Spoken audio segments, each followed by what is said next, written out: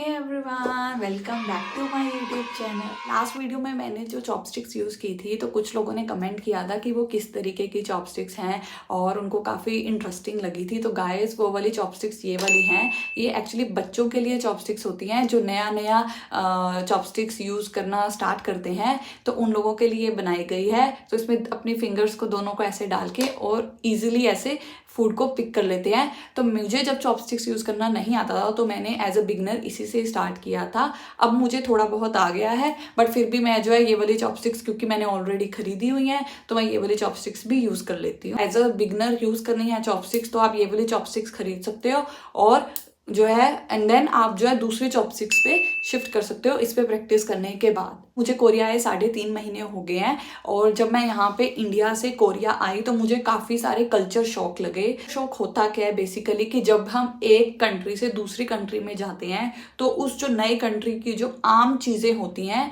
वो हमारे लिए आम नहीं होती, वो हमारे लिए तरबूज होती हैं। आज का जो वीडियो है वो बहुत ही ज्ञान वाला होने वाला है, तो गाइस स्टे ट्यून। तो जब आप कोरिया आओ तो इन चीज़ों को आप ध्यान रखो ताकि मेरे जैसे आपको इतनी हैरानी ना हो। जब मैं पहली बार इंडिया से कोरिया आई और मैंने जो टॉयलेट यूज़ किया तो मैं टॉयलेट में बहुत ज़्यादा हैरान हो गई कि वहाँ पे जेट स्प्रे नहीं था और टॉयलेट सीट के आसपास पानी का तो नामो निशान नहीं था।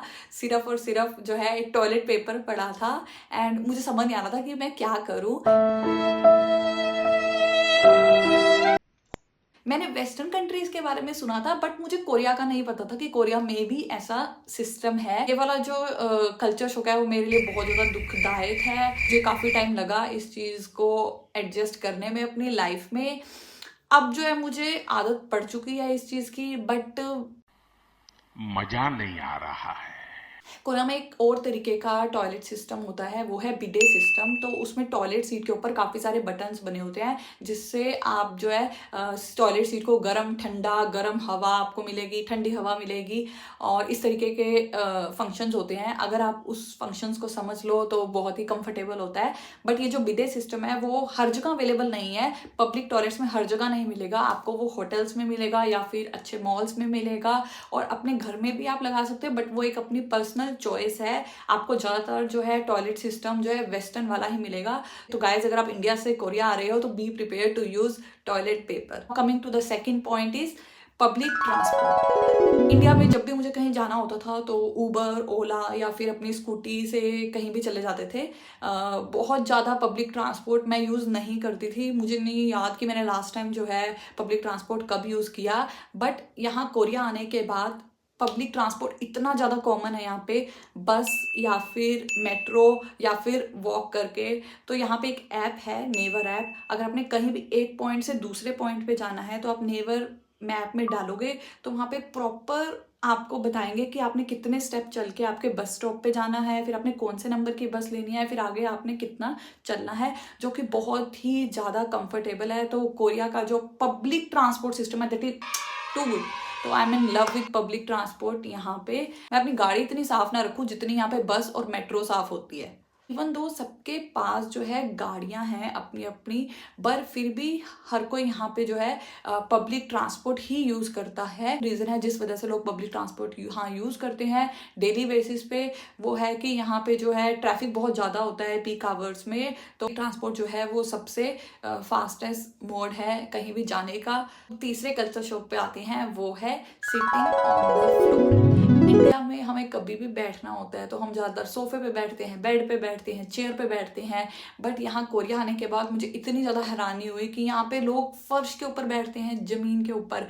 जब भी हम अपने फ्रेंड्स या फिर अपने रिलेटिव्स के घर जाते हैं तो बड़ा सा ऐसे टेबल बिछा देते हैं और उसके आसपास सभी लोग ऐसे फ्लोर पे बैठते हैं और खाना खाते हैं। तो शुरू में जब मुझे ऐसे बैठना पड़ता था तो मुझे बहुत ज़्यादा दिक्कत होती थी, क्योंकि मैं कभी टांगे ऐसे कर रही हूँ तो कभी ऐसे कर रही हूँ, कभी कुछ ना कुछ मतलब अपनी टांगों की पोजीशन चेंज कर रही हूँ, क्योंकि मुझे जो है फ्लोर पे बैठने की इतनी ज़्यादा आदत नहीं थी। बट ये कोरिया का कल्चर है फ्लोर पे बैठना और फ्लोर पे बैठ के कई बार खाना खाना या फिर बातें करना। और अब मुझे जो है आदत पड़ गई है फ्लोर पे बैठने की, तो इस चीज़ में प्रो हो चुकी हूँ। अगला कल्चर शॉक आता है, वो है eating outside so frequently. India में जब भी हम बाहर खाना खाने जाते हैं तो बाहर खाना मतलब कि गंदी खाना है, जैसे बर्गर, पिज्ज़ा भटूरे, कुलचे, इस तरीके की चीज़ें खाना। बट यहाँ पे जो है बहुत ही फ्रिक्वेंटली लोग बाहर खाना खाते हैं, और बाहर खाना खाने का मतलब ये नहीं होता कि गंद खा रहे हैं, बाहर भी लोग हेल्दी खाना खा रहे हैं। बहुत अजीब लगे कि जैसे हम अपने फ्रेंड्स के साथ खाना खाने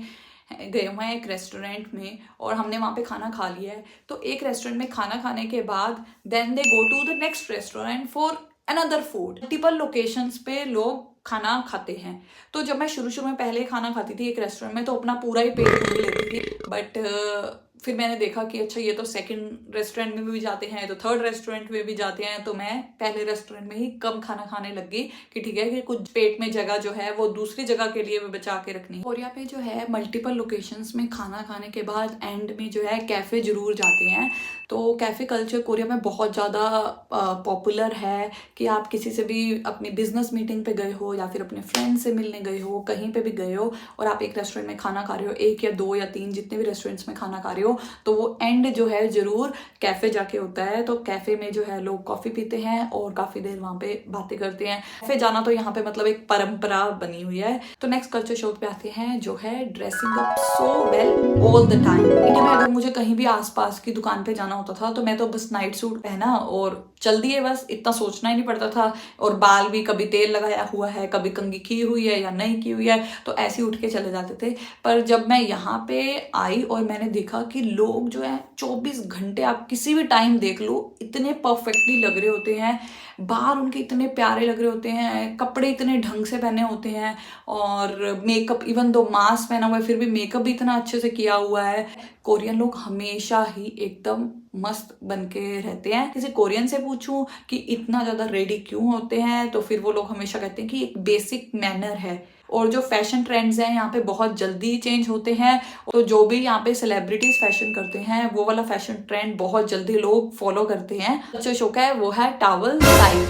जब मैं इंडिया से आई थी तो मैं अपने साथ कोई टॉवल नहीं लेके आई थी, क्योंकि मुझे लगा था कि टॉवल फालतू में जो है बैग का वेट ही बढ़ाएगा, तो जो टॉवल है वो तो मैं यहाँ से खरीद ही लूंगी। तो जब मैं यहाँ पे आई तो मैं इतनी हैरान हो गई कि टॉवल का साइज यहाँ पे ये नहाने के वक्त ये यूज करते हैं। This is the maximum towel they use. नहाने के लिए लोग ये वाला टॉवल यूज करते हैं। मतलब कैसे ये यूज कर सकते हैं यार, मुझे समझ नहीं आया कि इतना छोटा सा टॉवल, मतलब हम तो इसको फेस टॉवल कहते हैं, इतना छोटा सा टॉवल आपकी इतनी सी बड़ी सी बॉडी को कैसे सुखा सकता है। चीज़ है ये तो मैं एडजस्ट नहीं कर पाई। मैंने कोशिश की एक दो दिन कि ये वाला टॉवल मैं यूज करूं, बट हमसे ना हो पाया। मैंने जो है नेट पे सर्च किया बड़ा टॉवल, और मैंने अपने लिए, जो कि मुझे बहुत महंगा पड़ा और मुझे लगा कि इससे अच्छा तो मैं इंडिया से ही ले आती तो वो ज़्यादा अच्छा था, तो मैंने अपने लिए बड़ा टॉवल लिया जो कि नॉर्मल साइज का हमारे वहाँ पे टॉवल होता है, और मैं वही यूज करती हूँ। मुझे सुकून उसी से ही आया। अगला कल्चर शॉक है वो है बेल इन द रेस्टोरेंट। जब भी आप कोरिया में किसी भी रेस्टोरेंट में जाओगे तो वहाँ टेबल के ऊपर जो है वो बेल बनी होती है, और अगर आपको वेटर को बुलाना है तो आप उस जो बेल को दबाओ और वेटर आपके पास आ जाएगा। तो मुझे शुरू में इस चीज़ का पता नहीं था, तो मैं जब भी यहाँ पे रेस्टोरेंट जाती थी तो मैं किसी ना किसी वेटर को बुलाना होता तो मैं एक्सक्यूज मी जोगी हो ऐसे करके बुलाती थी। बट फिर मुझे जब पता चला कि यहाँ पे बेल है हर टेबल के ऊपर, तो मुझे बहुत ही ज़्यादा वो कन्वीनियंट लगी। मुझे ये वाला जो चीज़ लगी वो तो मुझे लगता है कि हर जगह हर कंट्री में होनी चाहिए, क्योंकि इतनी कन्वीनियंट चीज़ है। नहीं तो क्या होता है कि अगर हम किसी के साथ खाना खाने जाते हैं और अगर हम किसी को बुलाते हैं भैया भैया भैया और नहीं सुनते तो हमारी तो बेइज्जती हो जाती है जिसके साथ हम खाना खाने आते हैं।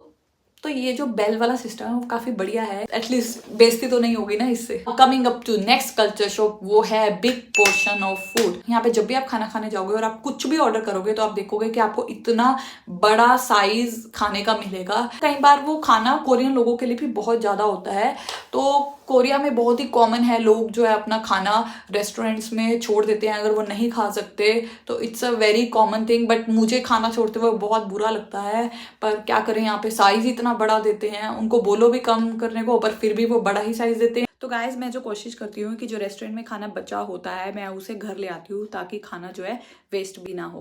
गाइज ये थे कल्चर शॉक जो कि मुझे यहाँ पर लगे इंडिया से आने के बाद। ये जो कल्चर शॉक्स हैं ये पर्सन टू पर्सन भी चेंज हो सकते हैं या फिर कंट्री टू कंट्री भी डिफरेंट हो सकते हैं। तो आई होप आप लोगों को ये मेरा वीडियो पसंद आए, and I will see you in the next video. Till then bye bye, I love you.